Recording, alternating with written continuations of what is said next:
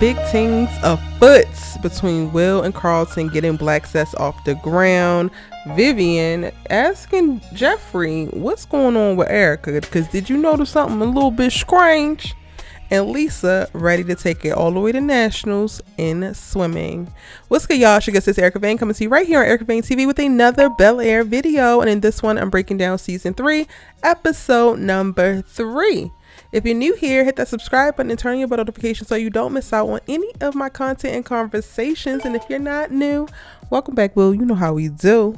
Let's go ahead and unpack this episode in depth. And I want to go ahead and get this out the way, because I'm already starting to see it pop up ever since you know who I would love to say thou shall not be named, but we're going to have to name her ass. In episode 2, Jackie popped up, and I want to be very, very clear. There is a lot of conversations in my comment section recently about how people feel like the Jackie, Lisa, Will triangle that is brewing is giving very reminiscent to Spencer, Layla, and Olivia.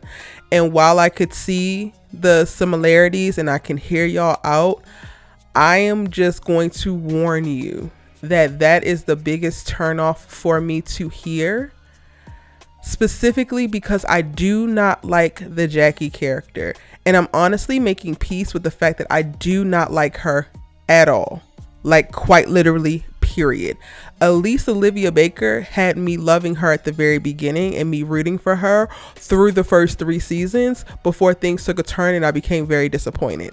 I have not liked Lisa out the gate. So if you guys are going to come into my comment section and you're going to come into the live and you're going to create conversations around how much Jackie is like Olivia as it pertains to Olivia connecting with Spencer, I'm immediately going to shut down and I will probably stop watching the show, because when I tell you I do not want to rehash the Spolivia-ness of it all on a whole nother show, I do not want to rehash that.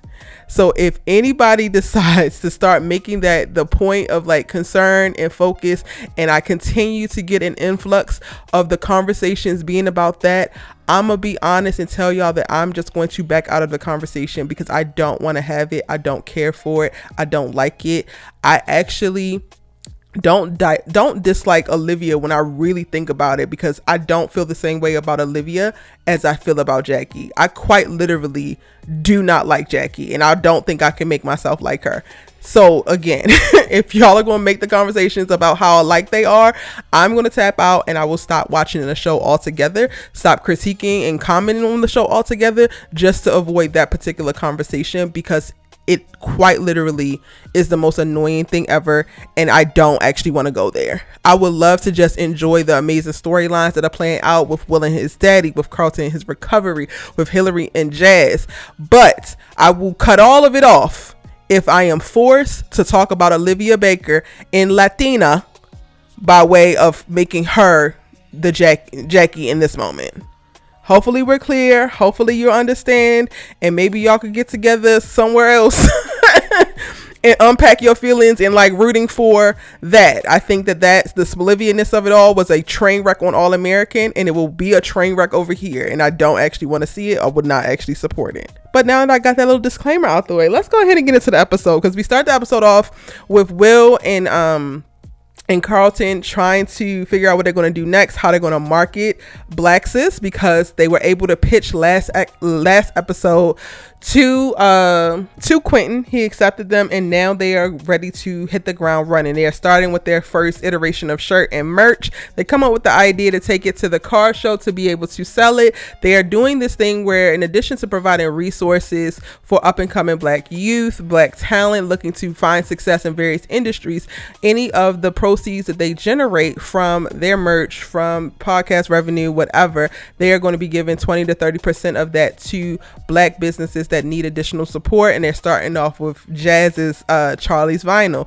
So we're still seeing a storyline of Jazz struggling to catch back up on back taxes with Charlie's Vinyl, and I think that that's such a real story, especially specifically in South LA. Like Inglewood currently in LA is undergoing a huge gentrification that is happening with the SoFi Stadium being built there. A lot of eyes are being put there now, and a lot of non-blacks are moving into the area, are driving up the value of houses, which means the taxes for the houses, whether it's residential or commercial properties, is going up in the area. So I think that this is such a very timely storyline to actually include, with Jazz being a small black business owner in South LA. I was very intrigued by the fact that they use drag racing or street racing with Will and Carlton later on in the episode to win him a little bit of a cushion and $35,000 to go towards the business. I don't know how believable I felt it was, but it was a good time. And now we get to see exactly how the whole Fast and Furious of it all gets integrated into the show. And I'm not mad at it. Like, again, I'm not sure how believable I felt like it was, but I definitely enjoyed the scenes. And I love the banter and the back and forth between Carlton and Will. They are very much so giving equally yoked best friend vibes. One has strength in one area and the other has strength in the other. And when they're together, they kind of are unstoppable, which I absolutely love. Shout out to Carlton for identifying very early on, like, Will, I get that we want to market this thing, but you inviting your ex and your next, or having both of your exes, but now one of your exes is back to being a current, it's not going to work. And of course, Will don't listen because Will think that he's just too cool for school. Will just think that everything is cool. They lie. Will just think that it's everything is sunshine and rainbows, but no.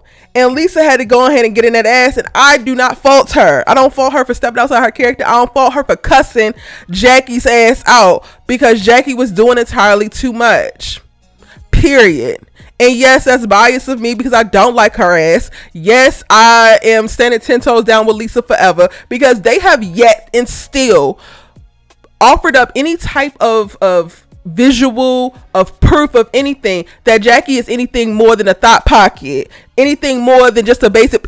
But she's running around here thinking that she's the hottest thing walking, the hottest thing off the presses, the finest thing in the room, and I don't like that, especially in watching her navigate within black spaces and specifically pursuing this black man. And she don't present black. I'm sorry, y'all, she don't. To me, she don't present black. She present more Latina than she does black. I get that the character is actually biracial, I get it, but the optics of it all, it looks like she is non-black. And then pedestalizing herself and thinking that she's better than the black people in the room. Girl, go to hell immediately. And I don't know why they got Lisa looking how they got her looking, because I will say this, they had Jackie put together in that little black scent t-shirt with her little crop cargo, yada yada yada. She looked cute. Who the hell put them pants on Lisa? Because if we're gonna have Lisa and Jackie in scenes together, y'all gonna have to not come to play in the costume department.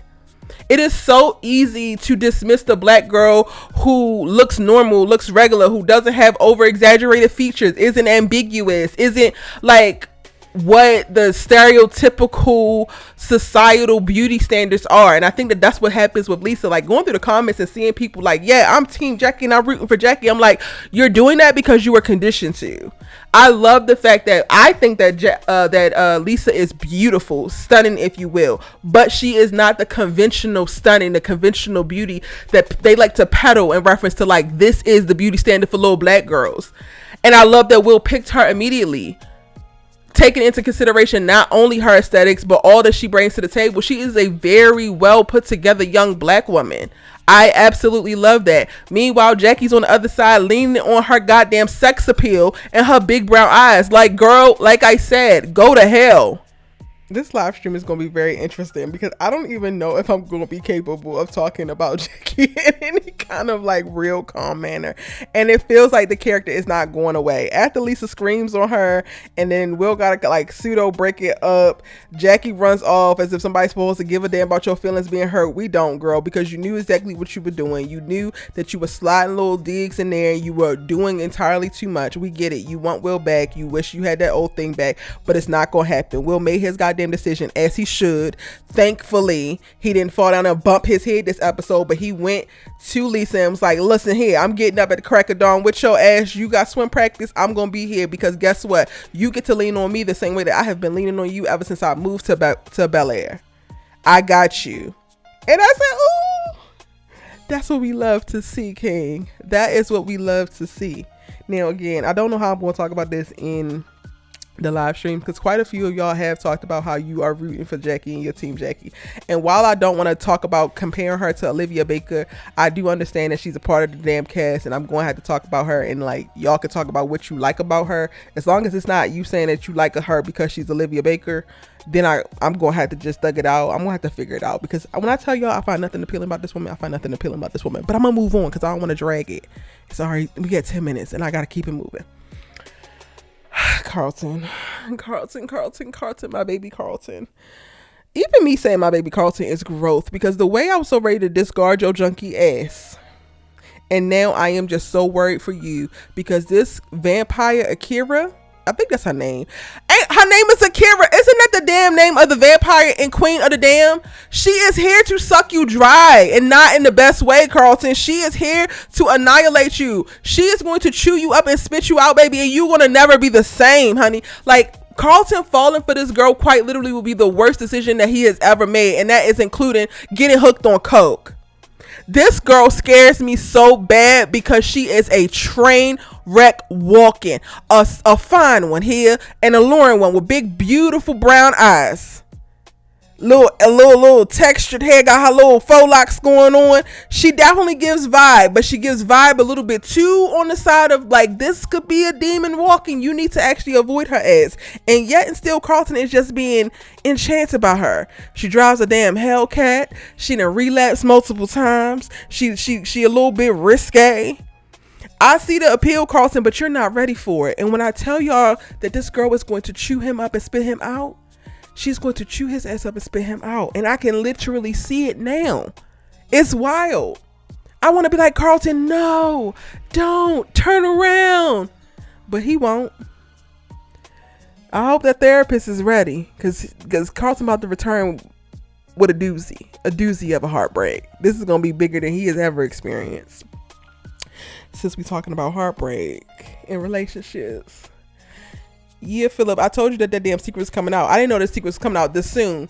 But Vivian is standing on business. And she went down to the law firm and was like, listen here, Erica, you done came to my house. You done brought me flowers. You done supposedly buried the hatchet. Meanwhile, your ass get ghosts. And then when we get in front of each other or near each other at an event where we could catch up, you ducking me there. So what's tea? And we already know that Erica was itching to tell anyway. So she told, yeah, me and Phillip kiss. Now all hell's gonna break loose. As it should. Now, I am not, because y'all love to drag me season 1 when I was talking about Reed Broderick, because y'all know how I feel about me some Michael Ealy, honey. Y'all want to drag me so bad. I never said that she needed to cheat with Reed Broderick. The same way right now, I'm not saying that she needs to cheat with Sharif. However, she can go ahead and absorb all the confidence that she can from the compliments that come from Sharif. She can accept the beauty and the blessing in the adoring eyes and the appreciative gaze and spirit, because her husband ain't giving it to her. She don't have to cross the line like her husband already did, because technically somebody was like, oh, they about to cheat on each other. Oh, Phillip already cheated. His lips touched another woman's lips. Yeah. So he already did it. Now, I'm not saying that she needs to go ahead and retaliate in the same manner, but I do want Viv to feel herself. I want her to know that she really is a bad bitch, and she could get another if she wants to. I want her to understand truly, fully, in the depths of her soul and her spirit, that she is in her marriage. She is staying with Phillip because that's where she actually want to be, and because she feels the most love there, because there are options, honey. And oftentimes women will stay in relationships with men because we don't feel like we have any options. And my biggest thing in reference to Vivian entertaining any type of compliment or flirtation from another man, I wanted specifically for her to fully realize that she has options, and she is not stuck with a man who cannot love her appropriately. And then once she realizes that, then gets to communicating these new expectations and boundaries, if she decides to stay, of what it needs to look like and what it needs to be. Not what she wants it to be, but what it needs to be. Conditions of her actually staying in this thing, because she has been your wife, your down at bitch, for a very, very long time. Now she's in this place where she's going back after the things that she wanted on a professional, ambitious level. Now you want to get a little bit more wayward again. Don't get too cute, Phillip, because you can lose your wife. Yeah. So that's my thoughts on that, y'all. I don't think that Vivian was overstepping and going to Erica as a woman. I don't feel like she was off this whole entire time, because something in her spirit and her intuition told her something is going on. And this is why women, we need to listen to our internal monologues. We need to listen to our intuition, because we be knowing. That's what Amanda Seales said. We be knowing. Yeah. What else happened? Listen here, Geoffrey, I don't give a good goddamn what's happening across the pond, honey. I don't care. I know that you love your son. You have made sacrifices for your son, but it's time to pack his ass up like UPS and send his ass back. He's a criminal. He is a juvenile delinquent, but not even given juvenile, because he looks like a grown ass man. Why are you down here at the car show robbing people, Frederick? And then giving off a little sass, a little bit too much attitude when Will and Carlton try to ask you about it. You can get jumped. Don't get it twisted. You Geoffrey's son, but you can get your ass stomped out. And I love that Will had this energy. I'm gonna need Carlton to learn to go along and get along. So when Will is ready to stomp a nigga out, Carlton, you better be ready to put your Timbs on and get to stomping. Because Frederick gonna need his ass whooped if he's gonna learn some lessons, because Geoffrey ain't gonna be the one to teach him. Even though I personally feel like when Frederick was like, oh, so if you want me to tell what's going on and I'm gonna tell the whole thing, I'm gonna tell the Charles drag racing, I would be like, tell it, because we already want him the money, and the worst thing that can happen, we get punished for a week, but your ass could get shipped the hell up out of here. So tell it. Like, don't nobody give a damn about your extortion, your blackmail, Frederick. And again, you could get your ass whooped. Is it terrible, y'all, that I'm rooting for the Frederick to get his ass whooped and I don't like Geoffrey's son? I don't trust him. I feel like he's about to break Geoffrey's heart. Geoffrey don't deserve this. He's clearly trying to set Geoffrey up. It's not even just that he's doing little juvenile things like robbing people in South LA, which could get you in trouble. But clearly you in touch with people back at home and you're literally trying to hide it from Geoffrey. We saw that last episode. Like, why would you be doing that? That feels like this is bigger than some juvenile delinquency, bigger than just some robbing people. This is like fully setting Geoffrey up, and he could probably lose his life behind this. All because what? You mad that he wasn't around? If that's the case, stay gone.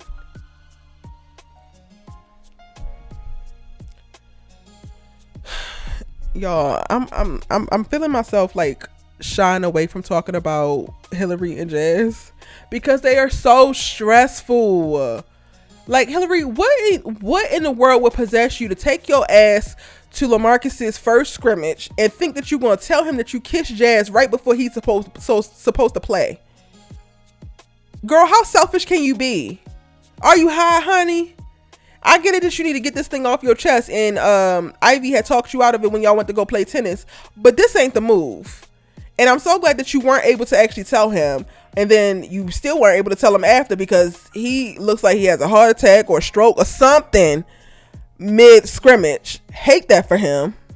But it looks like, y'all, based off of like the trailer, this is the guy that we were seeing in the damn on the gurney. And it sucks, y'all, because Hilary's about to tell him, and she was telling him with the intent of staying with him, but I think LaMarcus probably would have broke it off, and now she's not even gonna be able to tell him because she's gonna feel bad because he's sick. And what if he about to lose his contract? What if he about to get dropped by his team? You can't dump somebody, not necessarily dump them, but you can't tell them that you kiss cheated and they about to lose their whole world about to implode. And you look so cute in a little bomber jacket with his number on it. But Hilary, girl, you in love with Jazz. Like, let's keep it a buck. You are. You lying to Ivy. You lying to yourself. You lying to every goddamn body. And shout out to Ashley, because Ashley be seeing and knowing everything. She clocked that Hilary is not going to get married because she saw her kiss Jazz. And I'm like, ooh. You, Carlton, nobody can keep anything from Ashley, aka the truth teller, aka the light bringer.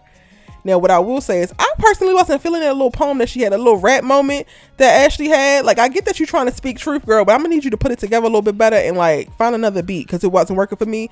And then she was performing it for the little white girl, Susie Q, and I'm just like, well, this girl can't really tell you. But I digress. And then also, I want to figure out what's going on with them. Are you in love with this girl? Is she just giving best friend vibes? Because last season, Ashley was 100% giving queer interested, and I'm like, okay, we about to explore that. What's going on?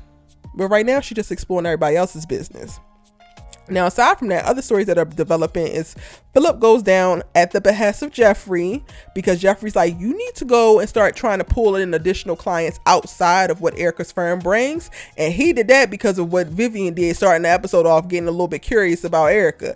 I love how Geoffrey tried to play the neutral, and he literally got both Phil and Vivian's back, and I ain't mad at it. So he tells him to go check out this new developer that's working in South LA, and I think that this is going to bring Phillip in conflict with Jazz, which is interesting because he offered to actually help Jazz. Jazz rejected it last episode, but he offered. And we get to see a little bit of the site where people are actually vandalizing the equipment and tearing down things to try to stop him from rebuilding or building over new things in South LA. And again, I really, really love the introduction of this storyline because it feels real. Now, aside from all of what I was just telling y'all, I just looked at a photo of, I think, Akira and Lisa, and I'm like, when the hell did Akira and Lisa get so close? Because Akira was not playing no games, and she was on Jackie's ass too. Like, yeah, not too much. You need to go ahead and go, ho. And I love that, but I also am watching you, Akira, because I know that you about to break, Carlton in half. So yes, support Lisa, have her back, but also, girl, you gotta go because you about to swallow Carlton alive in the worst way. I think that's pretty much it, y'all. I'm going live in like 30 minutes because I'm actually recording this right before my episodes 1 through 3 live stream is currently happening. And if you're catching this after Sunday, August 18th, you can catch it on replay, and I'll have it in the Bel Air playlist. But look out for new live streams with either Thursday or Friday each week. Once the family business ends, I will probably move it to Thursdays, where we'll go live to talk about the new Bel Air episodes each and every week. Can't wait to see what y'all thoughts are. Hopefully I ain't scare you off with my hate for Jackie. Let's go ahead and unpack it, process it, and go from there.